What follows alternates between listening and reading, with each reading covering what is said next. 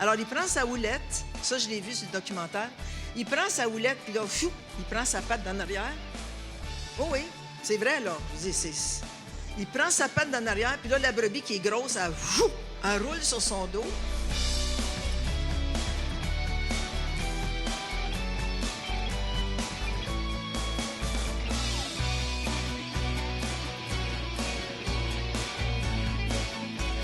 Dieu a tant aimé le monde. Ce soir, les malades vont être guéris. Et c'est Jésus de Nazareth qui va les guérir. Bienvenue aujourd'hui à l'émission Réveil. Je suis avec mon épouse Louise. Bonjour. Et on va parler aujourd'hui sur la bonté de Dieu. Oui. Jéhovah Ra, qui veut dire l'Éternel est mon berger. Oui. Et aussi, Louise, on va aller au centre Réveil où Louise enseigne, Amen, Amen, sur l'Éternel est mon berger. Et c'est important. Aussi, on va écouter un témoignage d'une jeune fille, dans l'âge mûr aussi, qui a été guérie de migraine. Si vous souffrez de migraine à la maison, restez avec nous. C'est un témoignage étonnant que vous allez entendre. Parce que ce Jésus, et préparez-vous, si vous souffrez de migraine, je crois que plusieurs vont être guéris aujourd'hui de migraine. Oui. Et Louise, sans plus tarder, je veux aujourd'hui qu'on aille au centre Réveil, écouter l'enseignement sur Jéhovah Ra, l'Éternel est mon berger. On écoute et on vous revient. J'ai trouvé ça bon dimanche quand l'apôtre Jean a dit à tous ceux qui ont des besoins financiers de s'avancer, parce que j'ai dit ceux qui s'en sont avancés, c'est ceux qui ont confiance en l'Éternel. C'est ceux que peu importe ce que les gens disent, moi j'ai un besoin, je vais m'avancer vers mon berger et je ne manquerai de rien parce qu'il va prendre soin de mes finances. Alors j'ai trouvé ça bon, puis le Seigneur est bon, puis le Seigneur nous voit aussi qu'on avance avec foi, puis qu'on reçoit de lui. Pensez-vous que les brebis, quand ils ont faim, pensez-vous qu'ils disent « Ah, mais je ne sais pas si je devrais aller manger dans le pâturage. » Ils vont parce que le berger les amène. Verset 2, « Il me fait reposer dans de verts pâturages. Il me dirige près des eaux paisibles. » Un des rôles du berger, c'est de surveiller ses bêtes et de les faire paître, de les amener dans de verts pâturages. Puis dans mon documentaire, le berger choisit un bon pâturage avec des bonnes herbes, toutes sortes d'herbes. Parce que savez-vous ce que ça fait? Quand il va manger un bon pâturage, ça affecte le lait. Et le lait est tourné en fromage et le fromage a un bon goût. Le goût du pâturage. Alors, le meilleur le pâturage, le meilleur le fromage, le meilleur l'argent qu'il va faire. Il me fait reposer. Dis à ton voisin, reposer. Le berger veut que l'on soit reposé. Il veut que l'on mange de bons pâturages, qu'on mange la parole de Dieu pour qu'on puisse grandir, qu'on puisse être des bonnes brebis, être des bons chrétiens. Amen. Il nous fait reposer dans de verts pâturages. Il me dirige près des eaux paisibles. Savez-vous que si le berger amène ses brebis dans l'eau agitée ou l'eau troublée avec des vagues, la brebis peut se noyer. Parce que la brebis rentre avec toutes ses pattes, toutes ses pattes, elle en a 4, elle rentre avec ses 4 pattes dans l'eau, puis si l'eau est agitée, elle va essayer de boire, mais elle peut se noyer à cause que le museau il est près de la gueule. Okay? Alors, en buvant, elle peut aspirer de l'eau, ou si elle est très, très laineuse ou grosse, elle peut tomber sur le côté, puis ça fait comme une grosse ouate. Tu sais, les ouates, quand tu mets ça dans l'eau, ça fait... Ça fait qu'elle peut venir comme une grosse ouate, puis tomber sur le côté, puis se noyer. Fait qu'imaginez si tu as 100 brebis qui sont comme des grosses ouates, puis ils tombent toutes dans l'eau, puis c'est toutes des gros cotons ouatés. Tu peux pas aller chercher ça.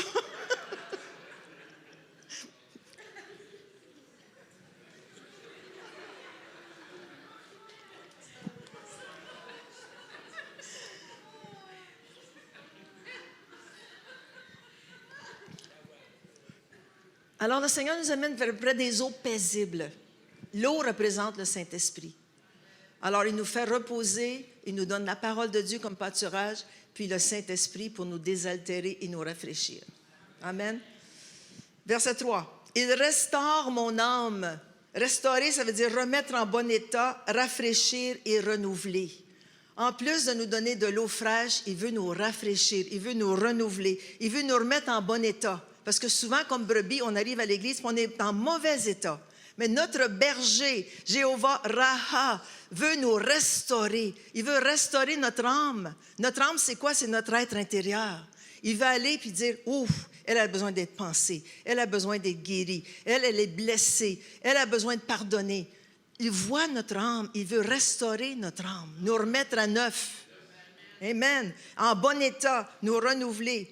Il nous conduit dans les sentiers de la justice à cause de son nom. Nous avons été justifiés par le nom de Jéhovah Raha, par le nom de Jésus-Christ, notre berger, notre Raha. Son nom nous justifie devant Dieu le Père.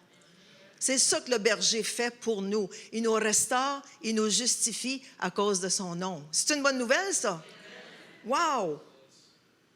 Psaume 23, verset 4. « Quand je marche dans la vallée de l'ombre de la mort », je vous ai dit tantôt qu'il y avait des yeux périphériques. Quand ils voient de l'ombre, c'est pas la mort, c'est juste l'ombre de la mort, ils ont peur. Mais ça nous dit ici, « Je ne crains aucun mal ». Alors la brebis qui a confiance dans le nom de son berger ne craint aucun mal. Parce que c'est juste l'ombre de la mort.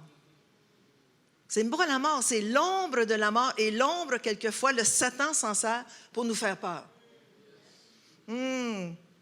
Car tu es avec moi, je n'ai pas peur, ta houlette et ton bâton me rassurent. Alors, le rôle du berger avec sa houlette et son bâton, qu'est-ce que c'est? Dans mon documentaire, la houlette, c'est un bâton avec un crochet. Je pense que j'ai une image. Où est-ce qu'elle est, mon image? OK. Tu vois le berger en arrière? La houlette, c'est comme un bâton avec un crochet au bout pour ramener les brebis vers lui.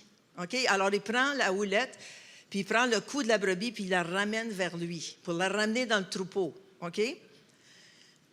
Aussi pour l'attraper par sa patte d'en arrière et la renverser pour prendre soin d'elle. Alors, il prend sa houlette, ça, je l'ai vu sur le documentaire, il prend sa houlette, puis là, il prend sa patte d'en arrière. Oh oui, c'est vrai, là. Je veux dire, il prend sa patte d'en arrière, puis là, la brebis qui est grosse, elle roule sur son dos. Puis là, il peut la soigner.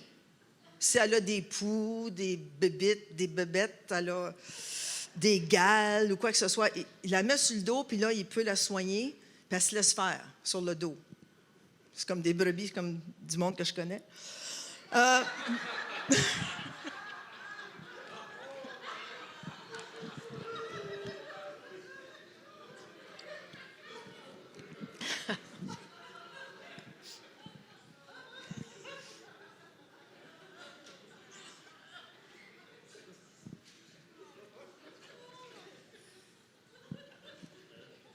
Alors ça, c'est la houlette, OK?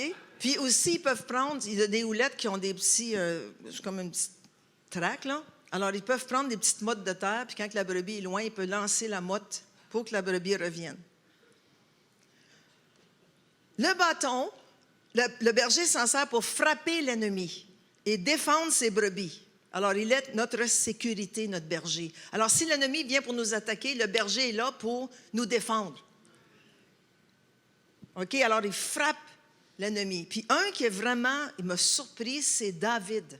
Dans 1 Samuel 17, au verset 34 et 35, David était berger. Et David dit à Saül, « Ton serviteur faisait paître les brebis de son père. Et quand un lion ou un ours venait en enlever une du troupeau, je courais après lui et je le frappais et j'arrachais la brebis de sa gueule. S'il se dressait contre moi, je le saisissais par la gorge, je le frappais et je le tuais. » Wow! Ça, c'est miraculeux, c'est surnaturel. Écoute, tu ne peux pas tuer un lion. J'ai une prochaine photo. Tu peux-tu tuer une affaire de même? C'est un ours. Écoute, David, il dit, l'ours se dressait devant moi, je le prenais par la gorge Puis je le tuais avec mon bâton. Écoute, va tuer un ours de même au Canada? Il y en a plein, là. Va-t'en avec ton petit bâton, là, puis ton crochet. Prends ça par la gorge, cette affaire-là, puis tue ça. C'est surnaturel. Absolument. Mais notre berger, Jéhovah Raha, est là pour nous défendre. Et l'ennemi, qui soit gros comme Goliath, il n'y a aucun problème pour le berger. Il va te l'assommer, ça ne sera pas long. Amen. Nous sommes des brebis, on est sans défense.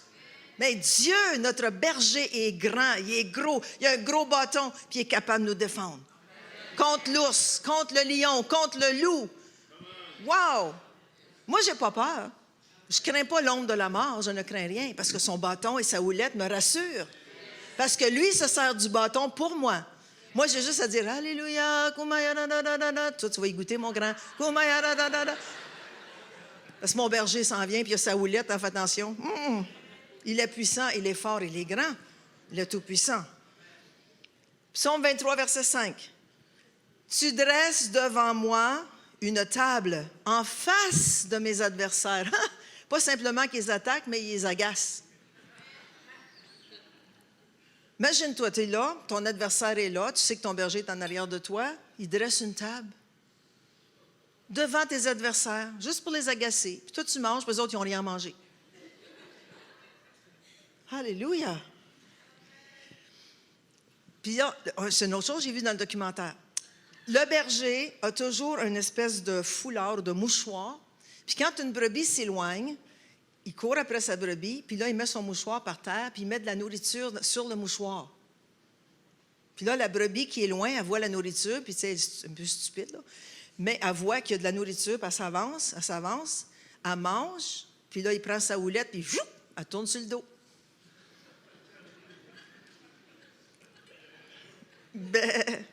Puis là, je pense que j'ai une autre photo. C'est pas En tout cas, il la met sur ses épaules à ce moment-là. Il y a quelqu'un qui a déjà dit qu'il casse les pattes. Non, j'ai jamais vu qu'il cassait les pattes. Mais il prend la patte d'en arrière, puis il a... Voyez-vous, quand la brebis est éloignée, le berger va laisser les 99, puis va aller chercher celle-là, puis il la met sur ses épaules. Ah, ça rassure, hein? Amen, merci Seigneur. On continue. Tu oins d'huile ma tête et ma coupe déborde. C'est quoi l'huile? L'huile, c'est l'onction du Saint-Esprit. Après que le Seigneur nous a défendus contre l'adversaire, qui nous fait manger devant nos adversaires, là, il oint d'huile notre tête. Il versait de l'huile sur la tête des moutons parce qu'ils deviennent secs, hein, la peau sèche. Alors, ils mettent de l'huile là, parce qu'à travers la laine, là, tu mets de l'huile, puis ça fait du bien. Mais nous, c'est significatif du Saint-Esprit. L'huile du Saint-Esprit que le Seigneur nous fait couler sur nous. Mais pas juste sur nous. Ça déborde pour qu'on puisse en donner aux autres.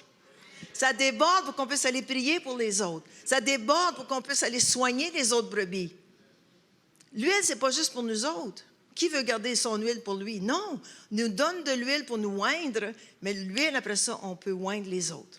On peut prier pour les autres. On peut déborder sur les autres. Amen. Jusque-là, ça va? Apprenez-vous quelque chose? Bon. Alors, le berger, son rôle, c'est vraiment de partager sa vie avec ses brebis et de gagner leur confiance. Puis aussi, ils aiment leurs bêtes, ils aiment leurs brebis. Un des bergers disait dans le documentaire, « Si tu n'aimes pas tes brebis, tu es dans le mauvais métier. Si tu n'aimes pas tes brebis, tu es comme un mercenaire. Qu'est-ce qu'un mercenaire fait? C'est quelqu'un qui est loué, c'est quelqu'un qui est payé. S'il voit venir le loup, il n'y a pas la puissance de David. Il va s'enfuir, puis les brebis sont toutes laissées à l'ennemi. » Amen.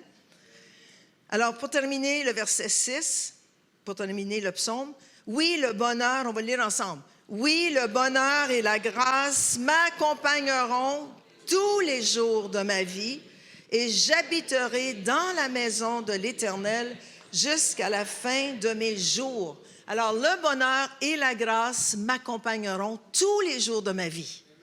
Quand on s'aperçoit, quand on sait que nous sommes les brebis, que notre Dieu, Jéhovah Raha, est notre berger, on n'a pas de problème. Le bonheur et la grâce, qui est un cadeau de Dieu, nous accompagnent à tous les jours. Et j'habiterai dans la maison de l'Éternel jusqu'à la fin de mes jours. Mais on habite aujourd'hui dans la maison de l'Éternel. On est dans la bergerie de l'Éternel. On a droit à toutes les bénédictions qui sont dans la maison de l'Éternel. Il y en a qui disent, un jour quand je serai au ciel. Non, non, aujourd'hui, tu as droit à toutes les bénédictions qui sont déjà au ciel. Parce qu'on habite déjà dans la maison de l'Éternel. Wow! Nous sommes des brebis, les brebis obéissantes qui aiment leur berger, se tiennent ensemble, sont bénis ensemble, ils habitent ensemble dans la maison de l'Éternel. C'est quoi la maison de l'Éternel? C'est l'Église. Puis quand on vient à l'Église ensemble, on est bénis, on est oint, on oint les autres. Puis on habite dans la maison de l'Éternel. Pas un jour, quand je serai parti dans le ciel. Non, non, non, aujourd'hui. Aujourd'hui. Aujourd'hui. Est-ce qu'il y en a qui habitent aujourd'hui dans la maison de l'Éternel? Bon, il y a quelques brebis obéissantes. Amen. Qui est le bon berger? C'est Jésus. Jésus est le bon berger. Juste quelques versets pour on va terminer. Jean 10, verset 11. Je l'aime tellement, ce verset. Qui parle ici, c'est Jésus. Je suis le bon berger. C'est le mot poiman dans le grec, qui veut dire je suis le berger et je suis le pasteur. C'est ça que ça veut dire. Je suis le bon pasteur, je suis le bon berger. Le bon berger donne sa vie pour ses brebis. Merci Seigneur que tu as donné ta vie pour nous. Je connais mes brebis et elles me connaissent. Comme le Père me connaît et comme je connais le Père et je donne ma vie pour mes brebis. Ça fait 44 ans qu'on est chrétien. Puis toujours, je remercie le Seigneur d'avoir donné sa vie pour moi. Parce que sans lui, je ne serais pas ici. Sans lui, vous ne seriez pas ici. Sans le bon berger, vous ne seriez pas ici. Parce que c'est lui qui vous a attiré. C'est lui qui a donné sa vie pour vous. Amen? Alors, Dieu est capable de rencontrer tous nos besoins spirituels, directionnels, physiques, émotionnels et éternels. Puis vous savez, je suis en train de prier sur mon message, puis vraiment, ça m'a montré ici que c'est prophétique qui nous appelle les brebis. Savez-vous pourquoi? C'est prophétique ici. On n'est pas tous des femelles. Mais dans la parole de Dieu, la brebis, c'est prophétique. Pourquoi? Parce que la brebis se reproduit.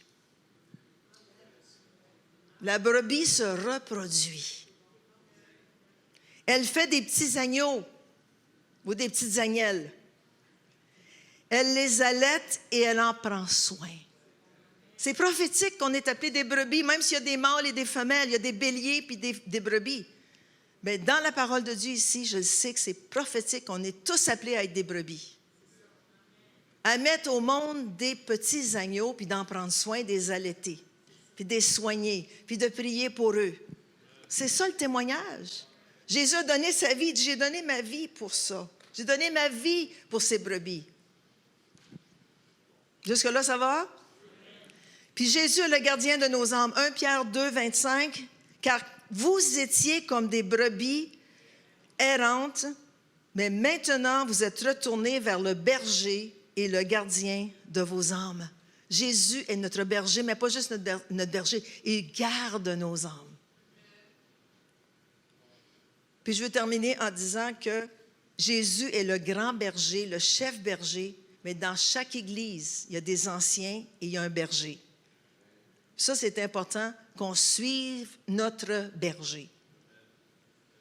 Regardez dans 1 Pierre 5, verset 2, je vais terminer avec ça, 2 à 4, dans la Bible du français courant. Il parle aux anciens et aux bergers ici, qui dirigeaient les églises. Prenez soin comme des bergers du troupeau que Dieu vous a confié. Veillez sur lui non par obligation, mais de bon cœur comme Dieu le désire. Agissez non par désir de vous enrichir, mais par dévouement. Ne cherchez pas à dominer ceux qui vous ont été confiés à votre garde, mais soyez des modèles pour le troupeau. Et quand le chef des bergers, Jéhovah Raha, apparaîtra, vous recevrez la couronne glorieuse qui ne perdra jamais, jamais, jamais son éclat. Amen. Louise, c'était excellent. Puis, je veux dire, Dieu, c'est le bon berger, dans Oui, le fond. oui. Puis Dieu aussi veut qu'on développe ce cœur-là, oui. qu'on soit des bergers pour les gens autour de nous. Oui. C'est quoi un berger? C'est quelqu'un qui prend soin des autres, Oui. qui aime les autres aussi. Le berger, c'est important qu'il aime ses brebis. Oui, parce que les brebis le sentent si le berger les aime, puis ils vont se coller contre lui s'ils sentent l'amour du berger. Ah, c'est bon. Puis aussi, quand on a des brebis perdues, parce que des fois, on a des enfants qui sont loin de nous et C'est qui vrai, sont ça, perdus. c'est vrai, c'est vrai. Puis tu te dis, mais jamais ils vont revenir, qu'est-ce que je vais faire? Alors, ce qu'il faut faire, c'est de juste les élever à Dieu, de les abandonner, dans le fond. C'est ce qu'on a fait un jour avec nos fils. Oui, oui, on était découragés les deux. C'est ça, ils étaient loin du Et berger, ils étaient loin ils de étaient Dieu. loin de Dieu, ils ne vivaient pas pour Dieu, ils étaient dans Non. les drogues. En tout cas, Ils faisaient des mauvais coups, oui. ils étaient souvent... il y a tout. dans les Et un problèmes. jour, on a dû les abandonner à Dieu. Et je vous le dis, écoutez-moi les parents, si vous avez des difficultés avec vos enfants, abandonnez-les à Dieu. Oui, Et la c'est meilleure façon. Dieu seul qui peut changer le cœur de votre enfant. Oui, puis après qu'on les a abandonnés, il faut ne pas s'inquiéter. Oui. Ça, c'est plus facilement dit que fait, mais ça donne absolument rien de s'inquiéter. Au lieu de s'inquiéter, dites « Merci Seigneur que tu prends soin de la situation.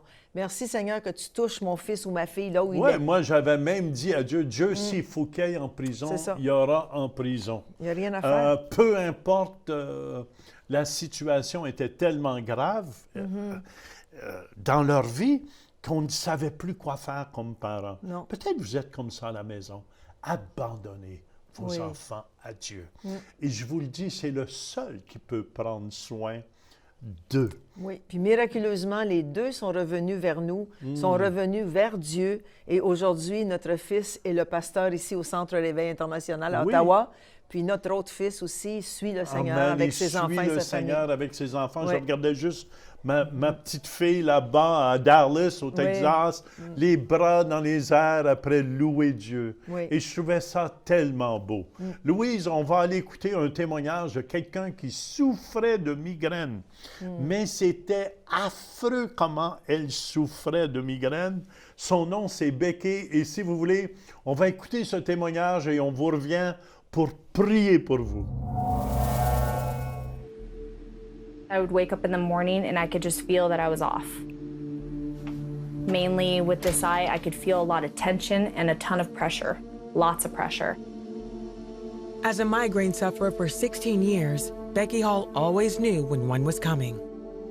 All of a sudden, it's like fireworks going off in my brain and just pain. And when the pain would go off in my brain, it'd start traveling through my body. A busy wife and mother of two, she never took time to go to the doctor, using over-the-counter meds and aromatherapy with essential oils to manage the pain. The oils really helped a lot. As long as I caught it in time, it wouldn't be as bad of a migraine. I could deal with it. But if I didn't get it in time, I had those just migraines where I couldn't do anything. Becky also prayed for relief. Sometimes, prayer was the only thing that seemed to work. I would pray a lot. I would just ask Jesus to take this from me and to just help alleviate the symptoms, let me get through my day, help me to get through my day. And a lot of the time, those prayers were answered, but it just didn't stop. It was hard. It was hard. And all I could say is God got me through. He would give me the strength and He would help me push through, even when I felt like I was just falling and drowning. And the worst part of all was missing out on quality time with her husband and children. I cried. It's really all you can do. Just ask God to heal you. It really did take a lot. I didn't realize how much it took away from my family. And how much it just stopped me in my tracks from being the most that I can be for my family, for God, for a lot of people. The morning of July 27th, 2018, Becky felt another migraine coming on. I woke up and I just felt all that pressure and I was like, oh my goodness, this is just not gonna be a good day. It was already past the point to where even if I used my oils, it was going to turn into something worse. Then, like most mornings, I turned on the 700 Club and I was just watching and praying with other people, and Terry called out to me. There's someone else. You have these chronic migraines. It's not like it's sinus related or just allergies. It's like a band, and it goes all the way from the front of your head around to the back. Then you'll have it again the next day and the next day. You just never seem to be free from it. Today, Jesus Christ sets you free. Lift up your hands and receive it. You'll not have it again. This is me. It was unbelievable. And I just started crying. I just started crying. It just felt so wonderful. I could feel the pain just subsiding and going away. And it has not been back. No migraines at all. Thank you. Thank you. He's God. God is good. Finally, Becky could enjoy her life and time with her family with no pain. He took it all away. And I feel so blessed. I feel honored to be healed because now I can be with my family. Quel beau témoignage, Louise. C'est là la puissance de Dieu agit. Ça me fait penser, quelques mois passés, j'étais justement en Guadeloupe, en Martinique. Et je pense que c'est en Guadeloupe, c'est une de ses secrétaires qui souffrait la même chose de migraine énormément. Et soudainement, j'ai simplement mis la main sur elle et Jésus l'a guérie. Ceux qui souffrent de migraine, placez vos mains sur votre tête. Oui. Louise, si tu veux prier Seigneur. pour tous ceux qui ont des migraines ce matin. Seigneur, on t'élève tous ceux et celles qui nous regardent et qui ont des migraines, des maux de tête. Puis on vient contre ces maux dans le nom de Jésus. On arrache ce mal et on commande à ce mal de tête de partir maintenant dans le nom puissant de Jésus. Merci. Recevez votre guérison Amen. maintenant. Le Seigneur Amen. vous touche, Amen. touche votre tête. Amen. Recevez-le et Amen. déclarez-le. Bougez votre tête. Faites ça. Amen. Il y en a, vous vous sentez libre présentement. Il y a beaucoup de gens, vous sentez, les migraines ne sont plus là, sont disparues. Jésus les a pris, Louise. Wow. Amen, amen, amen. Laissez-nous savoir qu'est-ce qui se passe avec vous. Si vous aimez l'émission aussi, devenez partenaire avec nous. On a besoin de plusieurs partenaires pour continuer à répandre l'Évangile dans le monde francophone. On vous dit, on vous aime et à la prochaine. Cette émission vous a été présentée par le Centre Réveil International. Nos rencontres ont lieu les dimanches à 11h à Ottawa, 1080 rue Saint-Pierre, à Québec, 5100 boulevard des Galeries et à Métabetchouan au lac Saint-Jean. Venez expérimenter une louange contemporaine suivie d'un message dynamique de la parole de Dieu. Nous prions pour les malades à la fin de chaque rencontre. Vous pouvez devenir partenaire de l'émission Réveil en faisant un don mensuel de 20$ ou plus par Visa ou Mastercard par le biais de notre site web ou en nous faisant parvenir un chèque par la poste. Pour plus de renseignements, visitez notre site web centreréveil.com ou composez le 1-877-273-8345. Merci de votre soutien.